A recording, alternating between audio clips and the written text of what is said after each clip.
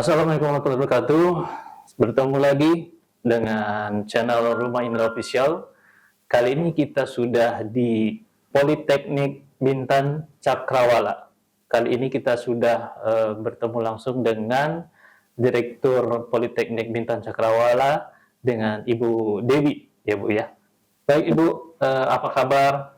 Baik Mas Indra. Iya, ini kita dari Batam nih Bu, sengaja berkunjung ke Politeknik Ibu ini. Kelihatannya sangat rapi, bersih ya Bu ya, kampusnya Bu ya. Kalau sekarang kampusnya udah mulai ini Bu ya, udah mulai banyak mahasiswa ya Bu ya. Ya, alhamdulillah, puji Tuhan, kampus kami itu dari tahun 2019. Jadi ini tahun ke-6, sudah memasuki tahun ke-6. Jadi total mahasiswa saat ini ada 184. Itu dari Kepri sebagian besar, dan ada beberapa dari luar Kepri, ada dari Medan, dari Pekanbaru, dari Sumatera, dari Jawa juga ada 1-2 orang. Baik, mungkin sebelum kita mendalam tentang Politeknik Bintan Cakrawala, mungkin kita mau tahu dulu ini sedikit tentang profil Bu Dewi sendiri sebagai direktur di Politeknik Bintan Cakrawala. Sudah berapa lama Bu di Bintan Cakrawala ini? Baik, saya di Politeknik Bintan Cakrawala itu dari tahun 2021. 2021. Sebelumnya saya di Yayasan Bintan Resorts. Jadi saya datang ke Bintan 6 tahun yang lalu sebagai satu konsultan untuk beautification di Lobam, di kawasan industri Lobam gitu. Jadi saya datang ke sana untuk membuat sedikit perubahan untuk penampakan dari Lobam. Setelah itu mendapat peluang kesempatan dari ketua yayasan untuk bisa mengelola Yayasan Bintan Resorts yang terdiri dari TK sampai dengan perguruan tinggi. Dari TK sampai perguruan tinggi. Iya betul. Jadi kita ada TK, SD, SMP, SMA. Kemudian ada LPK, LPK pariwisata, kemudian ada PBC, dan bersamaan dengan PBC ada LPK yang industri. Jadi kita ada pengelasan di Lobam. Itu di bawah Ibu semua? Di bawah Yayasan Bintan saat itu. Tapi Ibu khusus yang di Politeknik Saya Bintan khusus yang di pariwisatanya di Politeknik Bintan Cakrawala. Oh begitu. Ternyata banyak juga ya di Bintan ini pendidikan yang bisa ini ya Bu, diikuti oleh masyarakat sekitar ya Bu. Betul. Kemudian Ibu untuk program studinya sendiri dari Politeknik ini ada berapa Bu? Baik. Jadi ada 3 program studi di Politeknik Bintan Cakrawala. Dari PBC ini ada 3, ada D4 pengelolaan perhotelan, D3 perjalanan wisata, dan D3 seni kuliner. Itu. Ada 3 ya Bu ya. Kalau sekarang dari minat mahasiswanya kebanyakan nih dari Bintan atau dari luar Bintan nih Bu sekarang? Saat ini masih dari Bintan. Sebagian besar ya. 60% lah masyarakat tempatan, karena memang tujuan dari yayasan sendiri dan stakeholder kami menginginkan peningkatan kualitas pendidikan bagi masyarakat yang ada di Bintan. Mereka kompeten di bidang pariwisata terutama, karena kita punya kawasan pariwisata yang membutuhkan sekian banyak tenaga kerja. Kalau di Bintan ini kawasan wisatanya berapa hektar nih Bu? Kelihatannya luas ya Bu ya? Kalau untuk Lagoy sendiri atau Bintan Resort sendiri itu memiliki 23.000 hektar. 23.000 hektar yang terbangun mungkin sekitar 40-50%-nya baru terbangun. Jadi masih ada sisa yang lainnya yang belum terbangun, kondisinya masih hutan. Seperti itu, ya. Jadi kebanyakan dari alumni Politeknik Bintan Cakrawala ini yang diterimanya di daerah kawasan sini juga ya Bu ya? Ya benar. Hotel-hotel di sini, resort di sini ya? Ya. Oke. sangat membantu sekali ada pendidikan di tempat yang bisa dibilang agak jauh nih dari kota ya Bu ya. Benar. Betul betul. Benar. Kalau misalnya visi misinya dari Bintan Cakrawala Menyiapkan tenaga profesional di bidang pariwisata dan juga wirausahawan. Jadi tidak hanya bekerja di hotel, tetapi juga bisa membuat atau membuka lapangan pekerjaan. Seperti itu. Bisa membuka lapangan pekerjaan yang baru. Betul. Sehingga masyarakat sekitar juga dari sisi ekonominya juga bisa lebih hidup lagi Bu ya. Benar. Kalau misalnya untuk dari luar Bintan pun banyak juga ya Bu yang dari 7 kabupaten kota di Kepri itu ada. Ada semua di sini Bu ya. Di sini disediakan mes juga ya Bu? Betul. Jadi kami boarding school. Oh ada boarding school. Jadi semua mahasiswa harus tinggal di dormitory. Ya mereka jalan sekitar 5 menit lah dari dormitory ke sini. Seperti itu. Luar biasa. Kalau untuk kedepannya dari Politeknik Bintan Cakrawala ini apa yang akan dilakukan ya Bu? Atau roadmap kedepannya seperti apa? Kami tuh ingin menjadi bagian dari masyarakat. Maksudnya begini. Jadi lulusan dari Politeknik Bintan Cakrawala itu bisa mengembangkan environment pariwisata yang ada di Bintan khususnya. Karena sebenarnya Bintan sangat kaya dengan itu. Gitu. Alamnya Bu ya? Alamnya terutama. Dan kita tidak mau juga disebut sebagai Bali kedua, Bintan is Bintan gitu. Bali kedua. Ya kadang-kadang kan itu yang muncul gitu ya, karena kita selalu dibandingkan dengan yang lain. Tetapi kita sebenarnya punya keunikan tersendiri. Bintan memiliki keunikan yang berbeda dengan pulau-pulau yang lain di Indonesia. Betul. Sehingga wajib untuk dikunjungi. Dan siapa yang bisa mengembangkan Bintan kalau bukan orang tempatannya. Itu sih tujuannya di situ. Selain juga ketika nanti mahasiswa PBC ini sudah lulus, kemudian mereka mendapatkan pekerjaan di luar Bintan, bukan berarti tidak baik, tapi biarkan mereka mendapatkan ilmu dari luar, setelah itu mereka akan kembali dan mengembangkan di Bintan. Seperti itu. Oke. Ini saya dengar dapat info nih, Ibu juga termasuk pemerhati wisata juga ya Bu ya, di Bintan ini Bu ya. Bisa diceritakan sedikit Bu, apa yang Ibu setelah lakukan di Bintan ini Bu?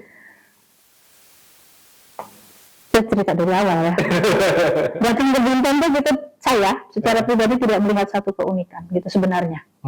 Karena kebetulan saya dari Jogja, yang ketika datang ke sana orang pasti sudah tahu, oh Jogja itu nanti akan ada Malioboro, Jogja itu akan ada tarian, Jogja itu akan ada sembra tari Ramayana gitu. Dan itu yang saya tidak dapatkan waktu pertama kali ke sini. Tetapi ketika sudah 1 tahun lah di sini, saya lihat sebenarnya Bintan ini punya banyak hal yang bisa diangkat. Gitu. Hanya mungkin belum maksimal gitu ya. Selain kawasan pariwisata yang ada di Lago ini. Gitu. Ini salah satunya ada Kurindam 12 yang ternyata memang dari Bintan gitu kan. Bukan maaf, dari Penyengat, dari Pulau Bintan, dari Pulau Bintan, dari Pulau Penyengat gitu. Nah, Kurindam 12 ini menjadi satu kekayaan yang kita miliki. Dia awal dari bahasa Indonesia kalau kita bicara tentang sejarahnya. Dan mengapa tidak kita mengangkat Kurindam 12 menjadi salah satu budaya yang tak benda. Itu yang menjadi cita-cita dari teman-teman di Penyengat, tetapi belum terwujud sampai hari ini. Sehingga kita memulai ini dari Pak Kampus, memulai untuk mengangkat Kurindam 12 ini. Dengan memberikan satu haki untuk langgam Kurindam yang sudah dibuat oleh Tuk Rahman.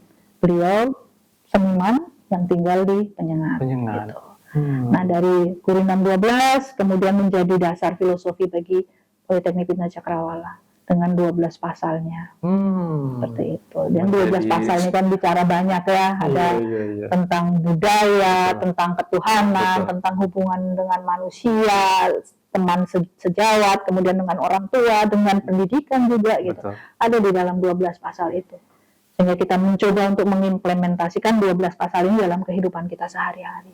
Jadi terinspirasi ya dari Kurindam ya. Betul. memang luar biasa dari puisinya juga, ya syair-syairnya ya Bu ya. Betul. Kata-katanya yang sangat menginspirasi banyak orang di Benar, situ. benar. Dan masih relevan dengan kita saat ini. Itu sampai sekarang pun masih relevan juga Betul. untuk diterapkan itu Bu. Betul.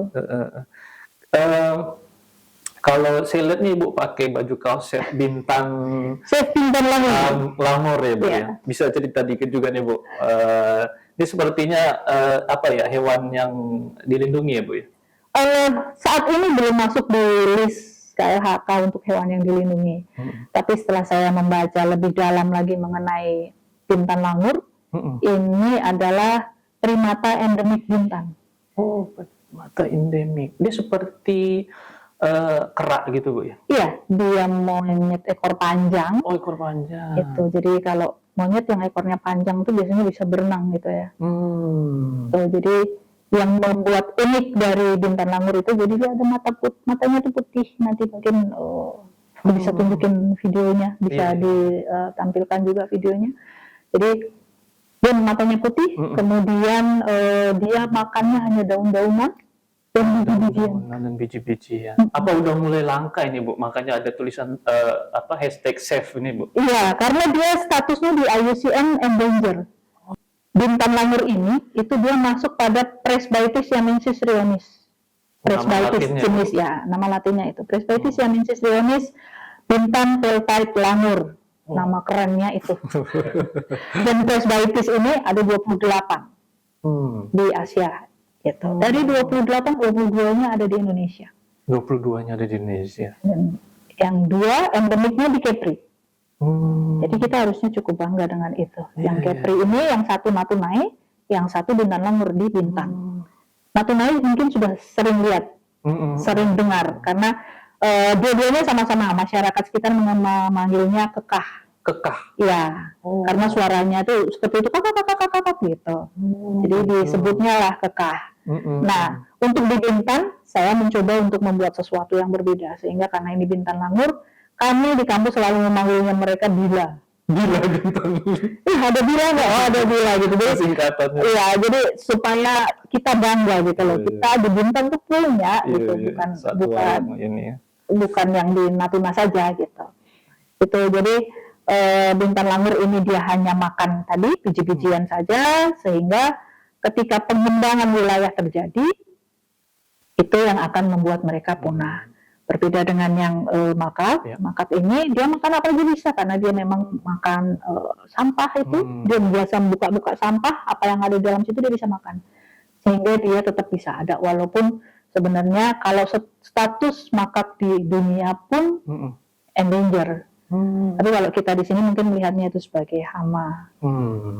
Gitu. Tapi ya kenapa mereka menjadi seperti itu? Satwa-satwa ini menjadi seperti itu karena mereka juga membutuhkan hidup. Kita kan berbagi tempat dengan mereka. Itu sih yang yang menjadi concern saya ketika kita berada di kawasan pariwisata yang mengedepankan ekowisatanya. Artinya kan kita harus menjaga alam. Ketika kita menjaga alam, ya kita harus menjaga isinya gitu. Ekosistem itulah yang harus dibangun. Supaya tetap, kalau bisa tetap alami seperti semula ya. Iya, betul. Jangan sampai rusak alamnya. Betul. Iya. Baik Bu, ternyata Ibu Dewi ini juga selain dari menjadi Direktur Politeknik Bintan Cakrawala yang peduli atau yang berkecimpung di pendidikan, ternyata juga peduli dengan satwa dan peduli dengan bagaimana potensi-potensi wisata di Bintan ini bisa semakin banyak dan semakin hidup ke depannya. Baik Ibu Dewi, terima kasih banyak atas waktunya. Nanti mungkin next time kita bisa diskusi kembali ya dengan topik yang berbeda. Mungkin dari itu kita sudahi dulu untuk video kita kali ini. Sampai ketemu di next video Rumah Indah Official selanjutnya. Jangan lupa subscribe, like, and share. Terima kasih.